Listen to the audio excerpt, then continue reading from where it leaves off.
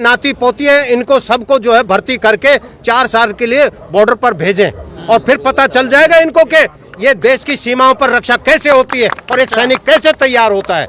इन नेताओं के बच्चों को भेजा जाए। ये नेता के बच्चे तो एसी में बैठ करके पलते हैं और विदेशों में पढ़ते हैं। इनको क्या पता 12 साल की पढ़ाई में क्या मिलता है। इनको केवल मलाई खाने से मतलब है, देश की रक्षा करने से या देश राष्ट्र है जी। विरोध भी आप कर रहे हैं, मलाई भी आप ही खाओगे, नेताओं को नहीं खाने दोगे कुछ। ये नेताओं ने खाते खाते तो 75वीं वर्षगांठ मना रहे, अमृत महोत्सव मनाने जा रहे हैं। आप ये मलाई खा करके मैं ये कहता हूँ सारे नेताओं का फिजिकल फिटनेस होना चाहिए।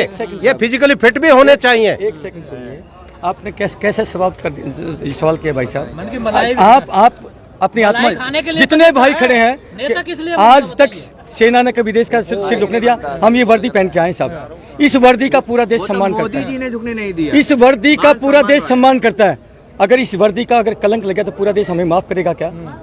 हमें एक एक कदम रखते हैं, हमें एक एक इंच का जो नहीं, इस बात का गरीब बता रहे हैं आप, कलंक बता रहे हैं। भाई मेरे दोस्त फौजी हैं, हम जान कुर्बान कर देंगे, लेकिन देश के अंदर अगर एक सिंगल पैसा ना पेंशन लेंगे ना तनख्वाह लेंगे, हम चुनौती देते हैं सारों की बंद करेंगे, इन गद्दारों की, सारे नेताओं की पेंशन। पूरा देश मैं अपील करना चाहता हूं, यदि प्यारे देशवासियों 12 अरब का जो है सालाना का बजट इन नेताओं पर लगता है साहब, इनके टीएडी, इनकी पेंशन उनको और खाने के ये लिए बर्बाद करिए। 12 अरब राजनीति करनी है तो सेवा का प्लेटफॉर्म में सेवा करनी ही पड़ेगी, आपको नहीं, आपके पिताओं को करनी पड़ेगी। फौजी भाई आ चुके हैं, बीजेपी के नेता ऐसे, सारे नेता ऐसे, सारे के सारे नेता ऐसे हैं, कोई फर्क नहीं साहब। हम किसी के चाटुकार नहीं है। आप अगर हमसे क्या उगलवाना चाहते हैं कि हम कांग्रेस की तारीफ कर दें?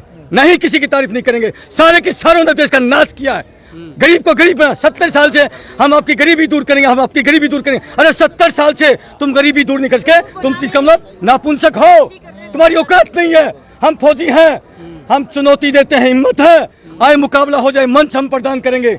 देखना है तुम्हारे क्या दिल में है और क्या इन फौजियों के दिल में है। ठीक है साहब। कौन करेगा लीड, फिर कौन करेगा? अरे साहब, नेताजी बोस थे ना, आप नेता के नाम पर कलंक है, नेता शब्द के नाम पर कलंक है, ये नेता नहीं है। इस देश का नेता हुआ तो केवल एक ही हुआ। नेताजी सुभाष चंद्र बोस थे, जो जनता के लिए अपने आप को न्यौछावर करते उसको बोलते नेता। जो फ्रंट से लीड करता है जनता के लिए उसको बोलते हैं नेता। ये तो किसी नेता ने कुर्बानी दी है।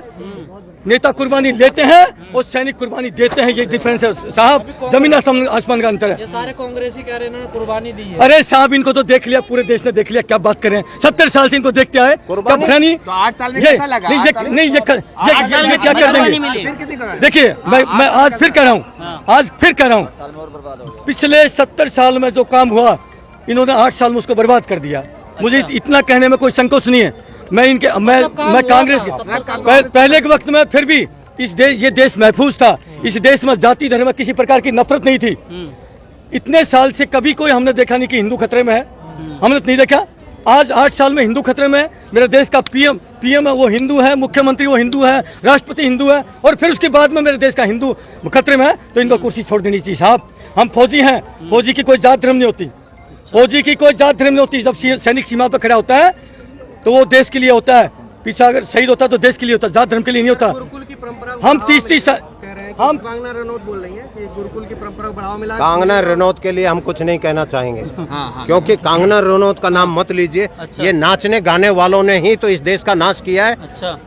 अंग्रेजों के जो अय्यासी हुआ करते थे यही तो होते थे, सब उनका मनोरंजन का साधन यही लोग हुआ करते थे। आज फिल्मी इंडस्ट्रीज को इतना बढ़ावा दे करके उनको इतना वो कर दिया हाईलाइट कि देश का जो है, आज हमारे देश के अंदर एक भी गोल्ड मेडल लेके आया कोई स्पोर्ट्स के अंदर? हमारे देश वीरों का देश है, क्या एक भी गोल्ड मेडल लेके आया है? हमें बताइए। एक नीरज चोपड़ा लेके आया इस बार गोल्ड मेडल, वो भी एक सैनिक लेके आया। आप लोगों को गर्व होना चाहिए, आप मीडिया पर्सन है, आप लोगों को फिर हमसे पूछते हैं इस देश का लीडिंग कौन करेगा? क्या आपको इस वर्दी पर शक है? देश के वीरों पर, जो देश की सीमाओं पर रक्षा किए हैं, पूर्व सैनिकों पर क्या विश्वास नहीं? पर बैठे वो भी तो वर्दीधारी हैं। कौन सा वर्दीधारी है? मुझे एक अच्छा है, आप मुझे एक का नाम बताइए, कौन है वर्दीधारी? जनरल वीके सिंह कह रहे हैं। जनरल वीके सिंह, उन्होंने भी क्या नाम बड़ा वो किया था कि मेरी उम्र कम है, ये बड़ा उसके ऊपर वो 6 महीने सिर्फ मतलब 6 महीने कम नौकरी हुई थी, 6 महीने बढ़ाने के लिए कोर्ट तक चले गए और यहाँ 4 साल को सही ठहरा रहे हैं। जनरल साहब शर्म करो थोड़ी बहुत, आकर थोड़ी सी भी लज्जा बची हो तो। आप हरियाणा के हैं और मैं भी हरियाणा का हूँ, आप हरियाणा का नाम डबो रहे हैं कैसे जनरल साहब आप? और आप जितने जनरल कर्नल जो आज इस टीओडी का समर्थन कर रहे हैं, ये देश कभी माफ नहीं करेगा आप लोगों को। ये देश कभी उन सैनिकों को माफ नहीं करेगा जो आज किसान के बेटों का इस स्कीम के तहत समर्थन कर रहे हैं। तो मैं विनती करता हूं, आप सैनिक हैं, सैनिक की गरिमा होती है, सही को सही कहना और गलत को गलत कहना, वो होता है सच्चा सैनिक। और सैनिक यदि जात धर्म में बंटने लगा, अनर्थ हो जाएगा। मैं उन सैनिकों से भी कहता हूं, मैं देख रहा हूं बहुत सारे व्हाट्सएप ग्रुप में जुड़ा हूं मैं, कुछ सैनिक हिंदू मुस्लिम की नफरत फैला रहे हैं। अरे धिक्कार है आप लोगों को सैनिक कहना कहलाना। आप 25 साल 30 साल सेना में नौकरी